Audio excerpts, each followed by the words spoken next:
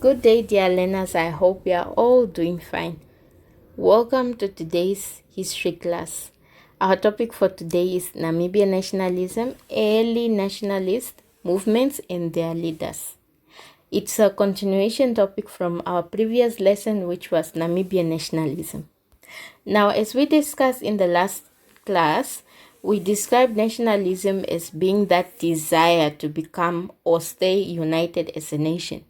As we already know, we had many people with that strong desire in the likes of Chief Samuel Maerero, Chief Hendrik Witbooi, Sam Nujoma, and others.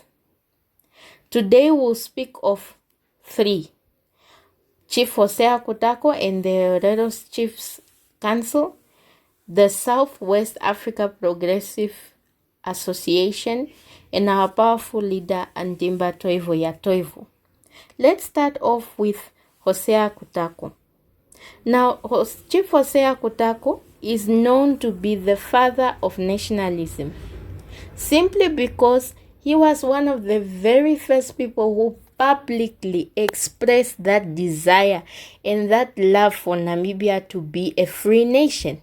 And that is why he worked towards Namibia's independence.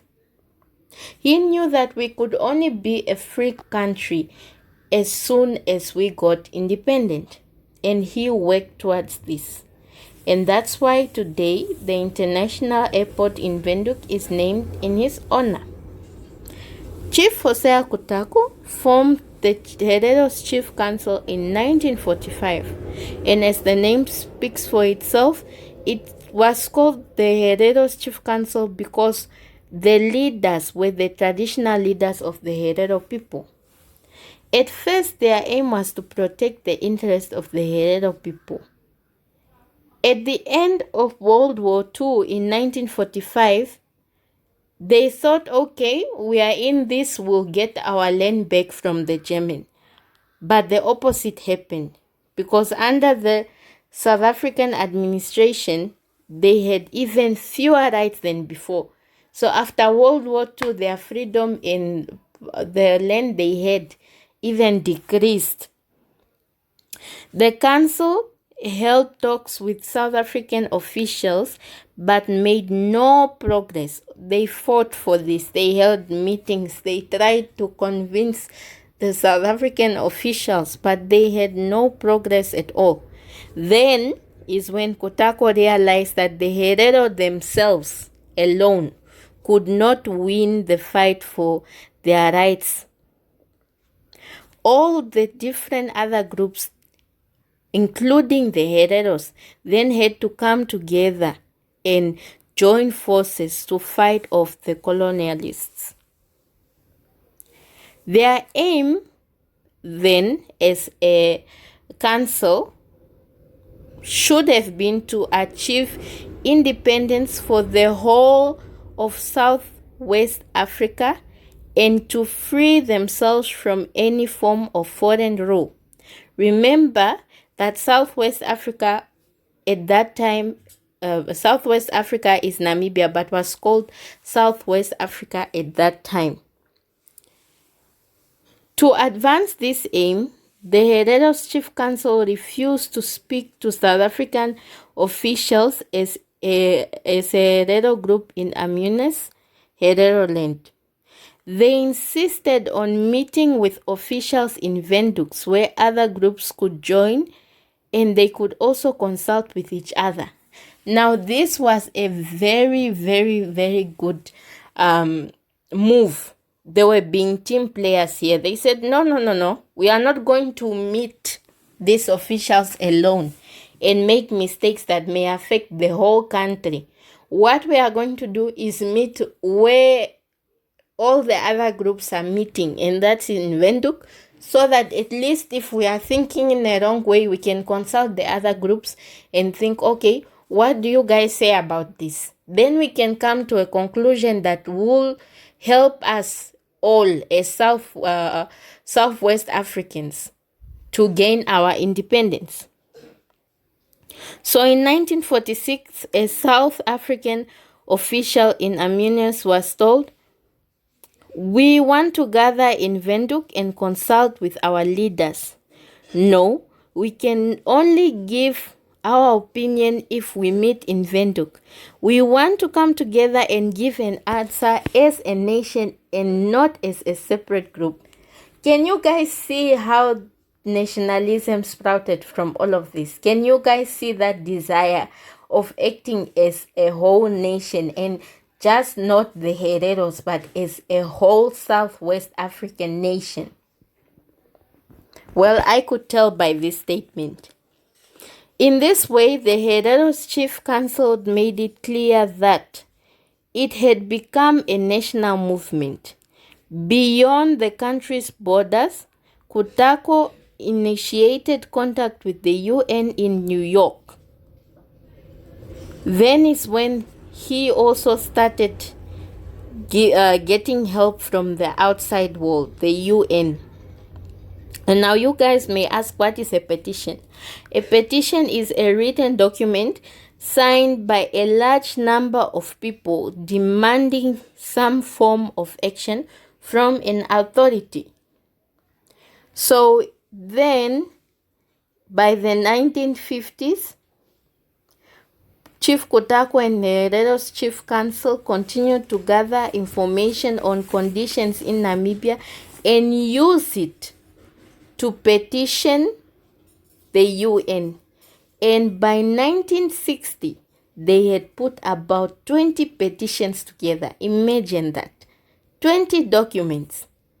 They struggled for rights in other ways too. For example, in 1964, Hosea Kutako asked Seretse Khama of Botswana to help a group of Namibians to travel through Botswana to study in Europe.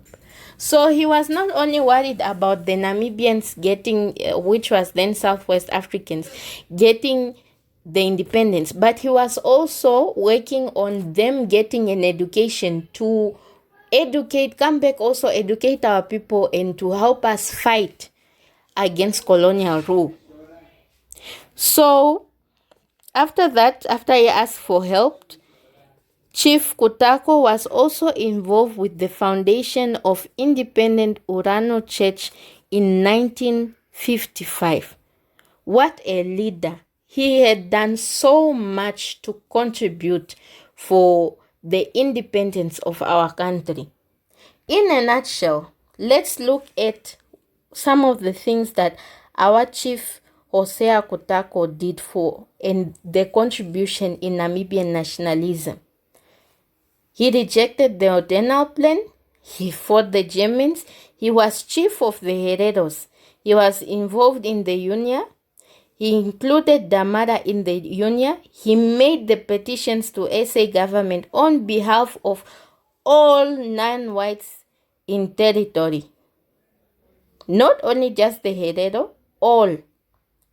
He formed the Hereros Chief Council. He worked with Michael Scott, like you read in your notes, but I can't include everything for the purpose and length of this video. He made petitions to the UN. He opposed incorporation. He supported formation of SWANU. He worked with the OPO, which we'll learn in our next class. He encouraged freedom fighters to seek training. Remember, he petitioned for Seretse Khama to send people to help them get an education.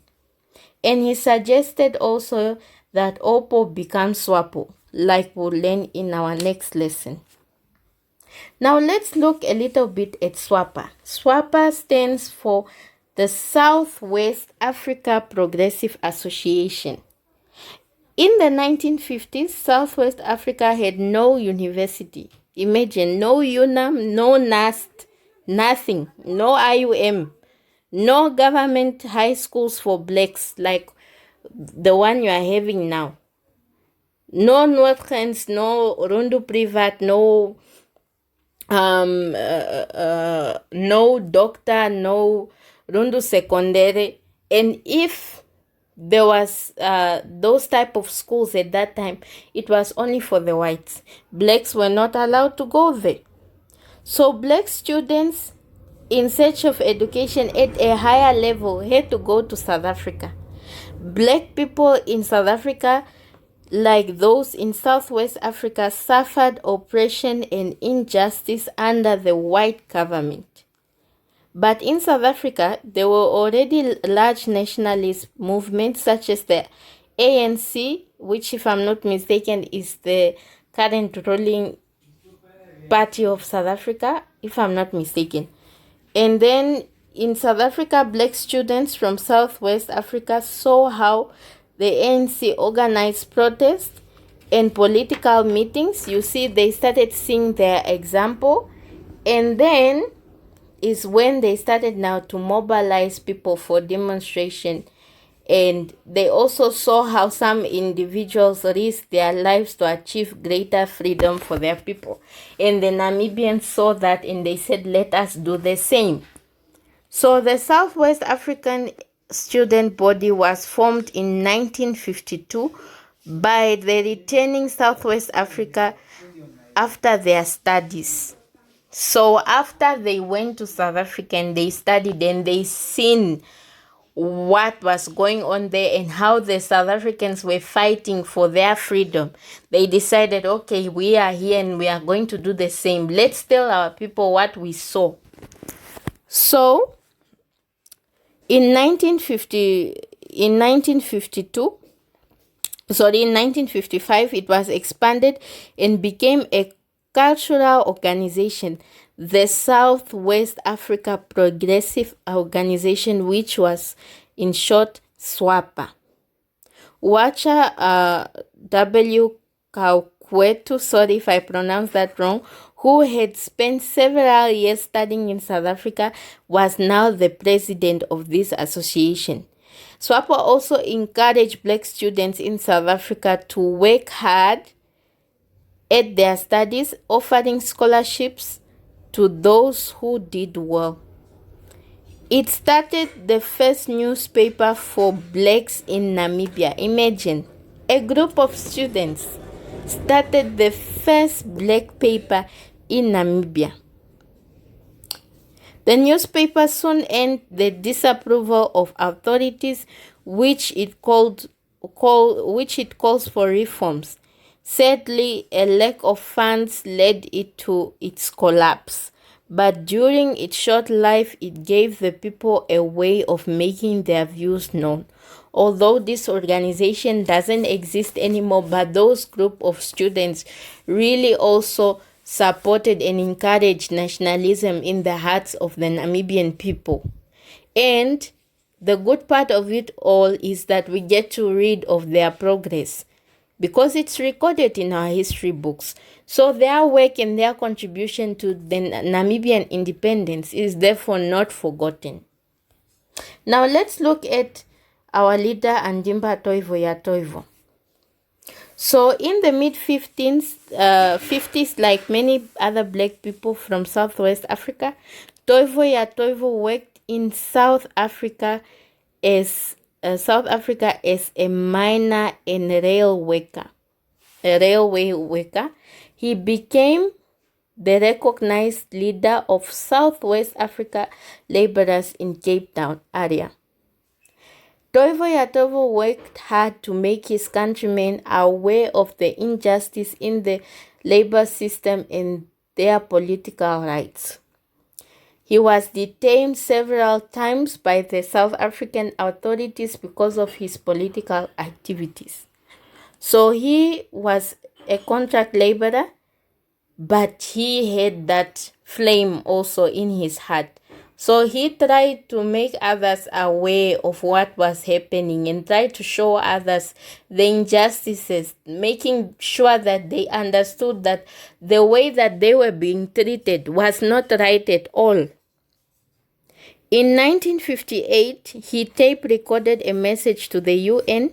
The message told the UN about the terrible working and living conditions in the Southwest African laborers in South Africa, and called upon the UN to come to the rescue of the Southwest African people.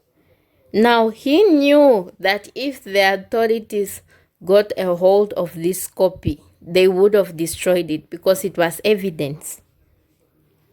And remember that time it was not like us where somebody is treating you badly, or if you see an injustice somewhere in the street or wherever, you can just take your phone and take a picture or make a video recording and post it on Facebook, and half of the world sees it and takes it to action. That time we didn't have that exposure. They didn't have that exposure.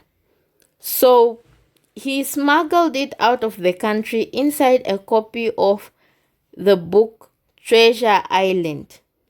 Soon after this, security police arrested Toivo ya Toivo after his recording was brought alight. He was then deported from Cape Town and sent back to South Africa. Now listen what he said when he left Cape Town. He said, "I have come here to study and gain more experience in political activity. I have many good friends, particularly among the African National Congress. It is now time to return and carry on the struggle in my own country." Toivo ya Toivo was arrested again 8 years later after his involvement in the political struggle in Southwest Africa. He was sent to the maximum prison and spent on Robben Island near Cape Town and spent 17 years in prison. We can say that, and many people have said that. I even had a few of my colleagues when we were studying as well. They called him the Nelson Mandela of Namibia, because he spent 17 years in prison to fight for our freedom. So he continued the struggle for freedom until Namibia was granted full independence in 1990. And in that same year, he was appointed the Minister of Mines and Energy in an independent Namibia. And then in 1999, he became a Minister of Labor. So we see he contributed also a lot for our country. I hope you guys enjoyed the lesson. Looking forward to our next lesson.